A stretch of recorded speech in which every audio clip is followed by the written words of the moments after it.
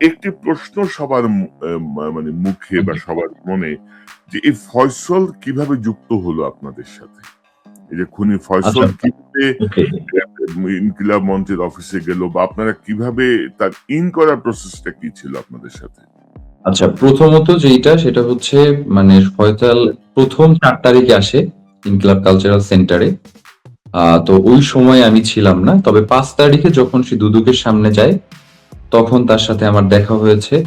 এবং যেহেতু আগের দিন শহীদ ওসমান হাদির সাথে তার কথোপকথন হয়েছে, যার কারণে পরের দিন আমি তাকে গিয়ে দেখেছি। আমার একটু দেরি হয়েছে যেতে। আমি গিয়ে দেখেছি যে সে শহীদ ওসমান হাদির পাশেই দাঁড়িয়ে আছে আরকি।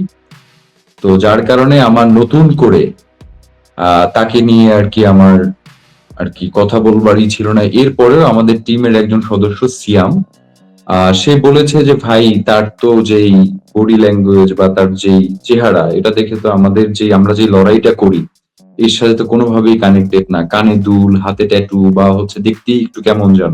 কপালে দাগ টাগ আছে।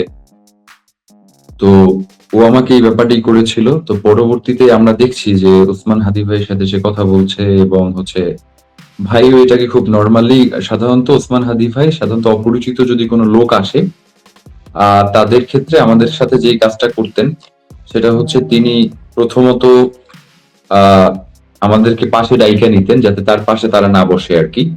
তা আমাদেরকে ডাইকা নিয়ে বলতেন যে তুমি এখানে বসো, তুমি এই পাশে বসো, এই ধরনের একটা জিনিস তিনি মেনটেন করতেন। তো তার ক্ষেত্রে আমরা এই ব্যাপারটা দেখি নাই। আর সেকেন্ড যেইটা সেটা হচ্ছে খুনিরা প্রবেশের আগেও খুনিদের সঙ্গীরা কিন্তু আরো আগেই প্রবেশ করেছে। মানে খুনি তো প্রবেশ করেছে ৪ তারিখ। আমরা আমাদের সিসিটিভি ফুটেজ এবং হচ্ছে ওই খুনির সাথে আরো বেশ কিছু লোকের ছবি দেখে আমরা আইডেন্টিফাই করেছি যে তাদের সাথে এমন একজনকে আমরা এর আগেও অনেকবার দেখেছি যে হচ্ছে দাড়ি টুপি পরে পাঞ্জাবি পরে এরপরে সেন্টারে আসতো। এবং সেন্টারে সাধারণত যেহেতু আমরাও হচ্ছে মাদ্রাসা ব্যাকগ্রাউন্ডের, শহীদ ওসমান হাদিও ছিলেন মাদ্রাসা ব্যাকগ্রাউন্ডের, তার কারণ যার একটা সফট কর্নার সবসময় ছিল আর কি। তো তাদেরকে আমরা কখনোই সন্দেহের ইসে দেখি নাই। এমনকি যখন আর কি গুলিটা হয়েছে তারপরে আমরা তাদের প্রোফাইল ঘাঁটতে গিয়ে দেখলাম যে এই লোককে তো আমরা এর আগেও বহুবার দেখেছি। তার মানে এই যে পুরো খুনি চক্রটা তারা যে শুধুমাত্র ৪ তারিখে প্রবেশ করেছে ব্যাপারটা এমন না। তারা প্রবেশ করেছে এরও অনেক আগে। মানে ২-৩ মাস আগে থেকেই তারা সেন্টারে আসা যাওয়া করছে এবং এটা যে পুরো পরিকল্পিত একটা খুন, এটা মূলত তাদের ওই যে তাদের সাথে যাদের চলাফেরা তারা যখন এসে এখানে অবস্থান করেছে এবং বিভিন্ন সময় তারা এটাকে পর্যবেক্ষণ করেছে এর মাধ্যমে প্রমাণিত হয়। তো যার কারণে আমাদের ওইটাও সন্দেহ ছিল না এবং ৫ তারিখেও শহীদ ওসমান হাদি এই খুনিদের সাথেই ঝিল মসজিদে গিয়েছিলেন। আমাদের ক্ষেত্রে যে জিনিসটা সেটা হচ্ছে আমরা তো ইনকিলাব কালচারাল সেন্টার যেটা চালাই এটা তো পাবলিক লাইব্রেরির মতো যেখানে সবাই এসে এখানে বসতে পারে, আলাপ করতে পারে। কিন্তু জাবেদ, আপনি হুম, যেটি বলছিলেন, ধরেন ছাত্র আন্দোলনের নেতৃত্বে ছিলেন বা হুম, মুখ্য ভূমিকা পালন করেছেন এমন তিনজন মানুষ কিন্তু সরকারে ছিলেন: জি, নাহিদ ইসলাম, মাহফুজ এবং আসিফ। তো জি। তারা কেন ব্যর্থ হলেন? মানে তারা কেন, ধরেন জুলাই বিপ্লবের যারা আন্দোলনকারী তাদের নিরাপত্তা রক্ষা করা বা আহতদের পাশে দাঁড়ানো বা নিহত পরিবারের পাশে দাঁড়ানো আসলে কিছুই হয় নাই। সবই আইওয়াশ হয়েছে। তো ধরেন সহযোদ্ধা যারা সহযোদ্ধাদের রক্তের উপর দিয়ে তারা ক্ষমতায় যেয়ে বসেছেন, বা যে বয়সে তার টিউশনি করার কথা সেই বয়সে তিনি ৪ টা মন্ত্রণালয় চালাচ্ছেন। চাকরির জন্য দাঁড়ে ঘোরার কথা সেখানে মন্ত্রণালয় চালাচ্ছেন। তারা কি, মানে কি বলবো, মানে বানরের গলায় মুক্তার মালা দিলে যা হয় এমন কি হলো? মানে জুলাই বিপ্লবের সুফল তারা কেন জুলাই বিপ্লবীদের জন্য নিশ্চিত করতে পারলেন না? আমরা দেখছি, আমি জাস্ট একটা সেকেন্ড বলি যে, ধরেন একজন ক্ষমতা থেকে বের হয়ে এসে বলতেছে লাশ ফেলে দিব কিছু বললে। তোরে বেটা লাশ ফেলাই দিয়ে বলছে কেউ? তুই ক্ষমতায় থেকে কি করছস? একজন আবার বলতেছে আমরা আবার শুরু করব। মানে কি হচ্ছে? মানে কেন পারলো না, বা আপনার পর্যবেক্ষণটা কি? আচ্ছা, আমার পর্যবেক্ষণ আপনার শহীদ ওসমান আমি নিজের কোনো রেফারেন্স দিচ্ছি না। আমি একদম শহীদ ওসমান হাদির কথাগুলোকেই একদম কোট আনকোট বলবার চেষ্টা করি।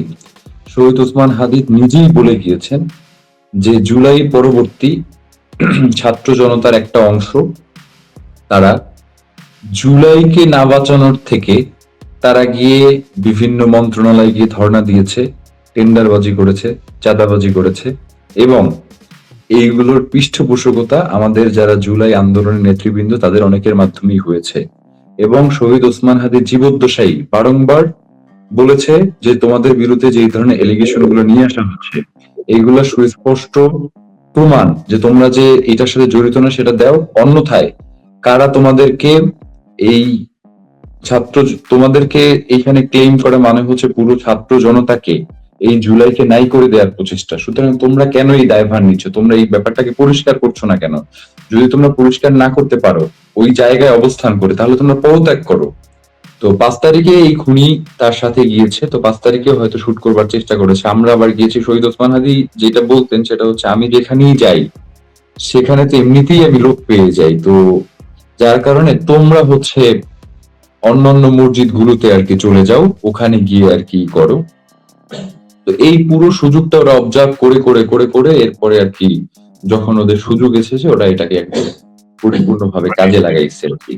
স্পেসিফিক কাউকে পাওয়া যায় না এরকম যে ইন্ট্রোডিউস করাই দিচ্ছে বা যে ইন করতে সহায়তা করছে, এরকম কিছু আপনাদের না, এখন পর্যন্ত এইটাই করায় নাই। আমরা হচ্ছে আদালতের কাছে শহীদ ওসমান হাদি যে ফোনটা, সে যে ফোন দুইটা ব্যবহার করতেন সে দুইটা আমরা হচ্ছে ডিবি পুলিশের কাছে হস্তান্তর করেছি। এই মুহূর্তে সেটা আদালতে আছেন এবং আজকে আমরা হচ্ছে আদালতের কাছে ফোন দুটো চেয়েছিলাম।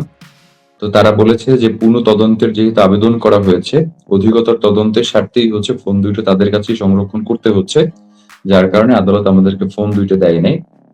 তো আমার কাছে মনে হয় যে যেহেতু শহীদ ওসমান হাদিকে তো আমরা সবসময় দেখতাম বা তার সাথেই সবসময় চলাফেরা করতাম, তো আমরা যে জিনিসটা জানতাম না বা যে জিনিসটা আমরা কেউই আর কি ওয়াকিবল না আর কি, সেটা সম্ভবত তার ফোনটাকে যদি একদম ফরেনসিক করে প্রত্যেকটা তথ্য উদ্ঘাটন করা হয় সেটা বেরিয়ে আসবার একটা সম্ভাবনা রয়েছে।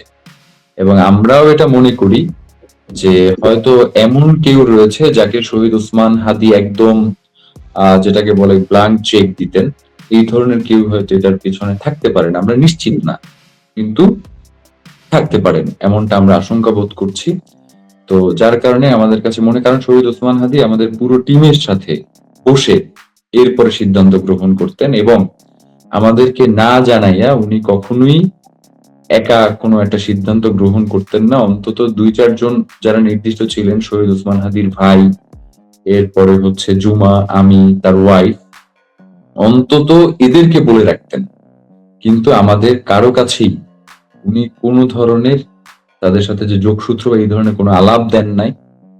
তো সব থেকে ব্যাপার যেটা সেটা হচ্ছে শহীদ ওসমান হাদি যখন আর কি আপনার ওই মসজিদ থেকে যায় এবং পরবর্তী যখন লিফলেট বিতরণ করছিলেন, তখন আমাদের এক ভাই, উনি হচ্ছে শহীদ ওসমান হাদির সাথেই থাকেন এবং ছবি টবি তুলেন আর কি। তো উনি ছবি তুলতে যাওয়ার সময় খুনিরা প্রথমে না করছে যে ছবিটা তুইলেন না, তো এরপরে ওরা হচ্ছে ছবিটা তুলে ফেলছে। তো শহীদ ওসমান হাদিও পরে বলছে যেহেতু তারা না করতেছে ছবি তুইল না। তো এটাকে একটা মনে করতে পারি যে আমরা হচ্ছে তার প্রচন্ড সরলতা, এটা হতে পারে যে তিনি প্রচন্ড মিশুক এবং সরল মানুষ ছিলেন যার কারণে এটা না করতে পারেন, অথবা এমন কেউ তাকে তাদের সাথে পরিচয় করিয়ে দিয়েছেন যার কারণে হয়তো সিকিউরিটি পারপাসই উনি হয়তো এই ছবিটা তুলতে নিষেধ করছেন, এমনটা হতে পারে, আমরা নিশ্চিত না, মানে আমরা কাউকে এই ব্যাপারেই করছি না। তো শহীদ শরীফ ওসমান হাদির এই যে এই ঘটনার বিচার বা আপনাদের যে আন্দোলন চলছে, ইনসাফের যে আন্দোলন চলছে, আপনাদের সাথে শীর্ষ রাজনৈতিক দলগুলোর কি যোগাযোগ হয়েছে? যেমন বাংলাদেশ জাতীয়তাবাদী দলের কথা যদি বলি বা জামাত ইসলামের কথা যদি বলি বা অন্যান্য রাজনৈতিক দলগুলো, তাদের ব্যাপারে আপনার পর্যবেক্ষণ, মূল্যায়নটা একটু শুনতে চাই। আচ্ছা, প্রথমত যারা বাংলাদেশের যে সকল রাজনৈতিক দলগুলো রয়েছে, আমরা মোটামুটি যারা বৃহৎ দলগুলো রয়েছে, যারা আন্দোলন সংগ্রাম এর মধ্য দিয়ে 17 বছর কাটিয়েছে এবং ক্ষুদ্র যে দলগুলো রয়েছে প্রত্যেকের কাছেই আমরা যাওয়ার চেষ্টা করেছি, তাদের সাথে যোগাযোগ করবার চেষ্টা করেছি এবং বিভিন্ন রাজনৈতিক দলের সাথে যোগাযোগও করেছি। কিছু কিছু রাজনৈতিক দল আমাদের সাথে যোগাযোগ করেছেন এবং কিছু কিছু দল আমাদের রাজনীতি ইসের সাথে যোগাযোগ করেন নাই, বিভিন্ন সমস্যা দেখিয়েছেন যে এই মুহূর্তে আসলে যোগাযোগ করা সম্ভব হচ্ছে না, এই টাইপের বেশ কিছু কথাবার্তাও তারা বলেছেন। তো তারা আর কি আমাদেরকে আর কি যেটা আর কি এখন বলতেছেন সেটা হচ্ছে আমাদের মাথায় হাত দিয়ে দোয়া করে দিচ্ছেন যে আল্লাহ তোমাদের সহায় হোক, এরপরে হচ্ছে ইনশাআল্লাহ শহীদ ওসমান হাদির হত্যার বিচার হবে। কিন্তু রাজনৈতিক দলগুলোর পক্ষ থেকে যে শহীদ ওসমান হাদির হত্যার বিচার নিশ্চিত করতে হবে, এখন পর্যন্ত কোন রাজনৈতিক দলের কাছ থেকে আমরা আর কি নিজেরা কোনো এই ধরনের আশ্বাস পাই নাই আর কি, যে তারা আমাদের পাশে এসে দাঁড়াইছেন এবং বলছেন যে শহীদ ওসমান হাদির হত্যার বিচার না হওয়া পর্যন্ত আমরা তোমাদের সাথে রাজপথে আছি, তোমাদের প্রত্যেকটা আন্দোলনে রয়েছি এবং তোমাদের আন্দোলনের বাইরে আমরা নিজেরাও আমাদের প্রত্যেকটা জায়গা থেকে, একজন নাগরিকের জায়গা থেকে, রাজনৈতিক দল হিসেবে আমরাও শহীদ ওসমান হাদির হত্যার ব্যাপারে সচেষ্ট থাকবো। এই ধরনের কোনো আন্দোলন সংগ্রাম আমার চোখে পড়ে না। আমি তো অত্যন্ত ব্যস্ত থাকি, জানেন আপনি, তো আপনার চোখে পড়লে আমাকে জানাবেন, মানে আমি এখন পর্যন্ত জানি না। না, এমনিতে ধরেন আপনারা কি নিজেরা যোগাযোগ করছিলেন বা তাদের সমর্থন চেয়েছিলেন বা এমন কোনো বিএনপির সাথে আমরা যোগাযোগ করেছিলাম, কিন্তু বিএনপির আমরা এখন পর্যন্ত সাক্ষাৎ পাইনি। জামাতের সাথে যোগাযোগ করার পরে আমাদের আমিরের সাথে সাক্ষাৎ হয়েছে এবং তিনি আমাদেরকে দোয়া করেছেন। এনসিপির সাথে আমাদের আক্তার ভাইয়ের সাথে কথা হয়েছে, নাহিদ ইসলামকে মেসেজ দিয়েছিলাম বা রেকর্ড দিয়েছিলাম, উনি এখন পর্যন্ত রিপ্লাই দেওয়ার আর কি সময় পান নাই, হয়তো ব্যস্ত মানুষ, নির্বাচন নিয়ে ব্যস্ত আছেন। তো আক্তার ভাইয়ের সাথে কথা হয়েছিল প্রথম কয়েকদিন, তো এরপরে আর কি তারা ওইভাবে করে আর কি যোগাযোগ করছে না। এর বাইরে তো বাংলাদেশে আর যে দলগুলো রয়েছে তাদের পরিসর তো খুবই ক্ষুদ্র। তো এবং আমরা হচ্ছে মানে সবাই হচ্ছে ওসমান হাদির যে আদর্শ সেটার এই ঘটনার পরে বা এই গত 15-16 মাসে এই সরকারে ইউনূসের দুইটা কাজ আমার পছন্দ, মানে একটা কাজ পছন্দ হয়েছে, একটা হচ্ছে যে জুলাই বিপ্লবের তদন্তটা জাতিসংঘকে দিয়ে করানো, নাইলে কিন্তু এই জি বিপ্লবটা ধ্বংস হয়ে যেত, মানে বলতো যে এটা ম্যানিপুলেটেড। আর উনি কিন্তু হাদি গুলিবিদ্ধ হয়েছেন দুপুর বেলায়, উনি কিন্তু রাতের বেলায় সকল বাহিনী প্রধানকে ডেকে উনি একটা কথাই বলেছেন, হত্যাকারী যেন পালাতে না পারে। তার মানে তার কাছে একটা আভাস ছিল অথবা তিনি অনুমান করছিলেন। কিন্তু তারপরও কিন্তু বর্ডার ক্রস করার এরকম বিভিন্ন তথ্য আসছে, যদিও এগুলো নিয়ে নানা রকমের ধোঁয়াশা আছে। তো আমি অন্য প্রসঙ্গে যাচ্ছি, তার আগে দর্শকদেরকে একটা তথ্য দেখাতে চাই।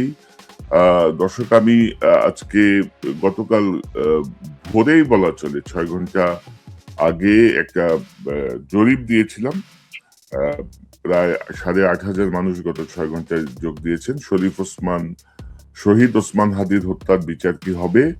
এর মধ্যে হ্যাঁ বলেছেন 23%, না বলেছেন 32%, এবং একটি অপশন ছিল যথারীতি নাটক চলবে, এটি বলেছেন 43%, এবং মতামত নেই বলেছেন 1% মানুষ।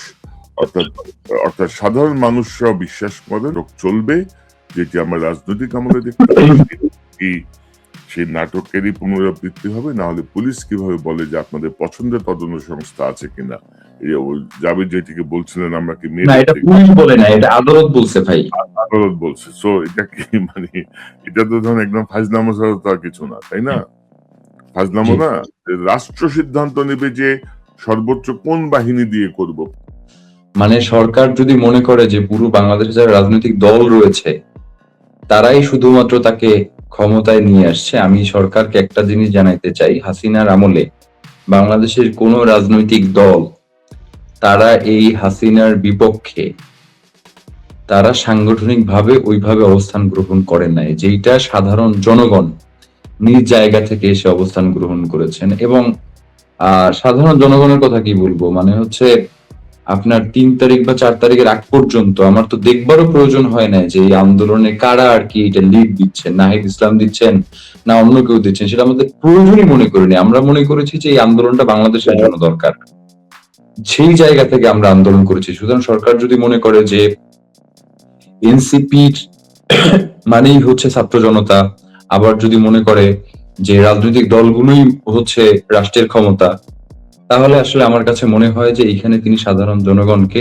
একদম স্পষ্টভাবে তিনি তাদের নাগরিক যে অধিকার সেই জায়গা থেকে তাদেরকে বঞ্চিত করেছেন এবং নাগরিক অধিকার নিশ্চিত করবার ব্যাপারেও তার কোনো উল্লেখযোগ্য কোনো ভূমিকা নাই। যায়, তখন অনেকেই আবার আমাদেরকে বিভিন্ন এলিগেশন দিচ্ছেন যে আমরা নির্বাচন বানচাল করবার জন্য আসলে রাস্তায় অবস্থান নিচ্ছি। আবার যখন আমরা রাজপথে না গিয়ে আমরা শান্তিপূর্ণ আন্দোলনের মাধ্যমে ছোট ছোট কর্মসূচি যাতে জনভোগান্তির তৈরি না হয় সেগুলো রাখছি, তখন আবার তারা আমাদেরকে বলছেন যে আমরা এজেন্সির সাথে আপোষ করে আমরা, অথবা হচ্ছে যারা খুনি চক্র রয়েছে তাদের সাথে আপোষ করে আমরা হচ্ছে এই হত্যার বিচার থেকে সরে গিয়েছি। মানে এই দুইটা কাজই হচ্ছে একই ধরনের মানুষের দ্বারা আর কি সংগঠিত হচ্ছে। তো যেটা আসলে, তবে আমরা এতটুকু আর কি, আমাদের ইনকিলাব মঞ্চের পুরো টিম, মানে জি। পুরো বাংলাদেশের জনগণ তো এই মুহূর্তে আমাদের সঙ্গে রয়েছেন, কিন্তু পুরো বাংলাদেশের জনগণ যদি কেউ আমাদের সঙ্গে নাও থাকেন, এরপরেও আমরা পুরো টিম শহীদ ওসমান হাদির হত্যার বিচার না হওয়া পর্যন্ত আমরা আমাদের জায়গা থেকে বিচারের জন্য যা যা করা দরকার আমরা সেটা করব। এবং আরেকটা জিনিস বলা হয় যে সরকার থাকবে না, সরকার করে যেতে পারে। আপনাকে আমি জানাইতে চাই যে জুলাইয়ের সরকার বলে না, যখনই তাদেরকে ধরা হয় যে আপনারা তো কোনো নির্বাচিত সরকার না, তখন তো সে দায় এড়ায় জুলাইয়ের সরকার বলে। এই যে জুলাই এতগুলো মানুষকে হত্যা করা হলো, গুম খুন করা হলো, এই সরকার ক্ষমতায় আসবার পরে আসলে তাদের সাথে বসে আসলে তারা কি সিদ্ধান্ত গ্রহণ করেছেন বা তাদের হত্যার বিচারের ব্যাপারে তারা এখন পর্যন্ত কি কি পদক্ষেপ গ্রহণ করেছেন। নির্বাচনের তারিখ যখন ঘোষণা করলেন তখন কি শহীদ পরিবারের সাথে একবারও এই সরকার বসবার চেষ্টা করেছেন বা তাদেরকে জানানোর চেষ্টা করেছেন কিনা যে শহীদ ইসের, এই যারা শহীদ হয়েছেন জুলাইয়ে, তাদের বিচার তিনি নিশ্চিত করবেন নির্বাচনের সাথে সাথে, এই ধরনের কোন আশ্বাস তাদেরকে দিয়েছেন কিনা?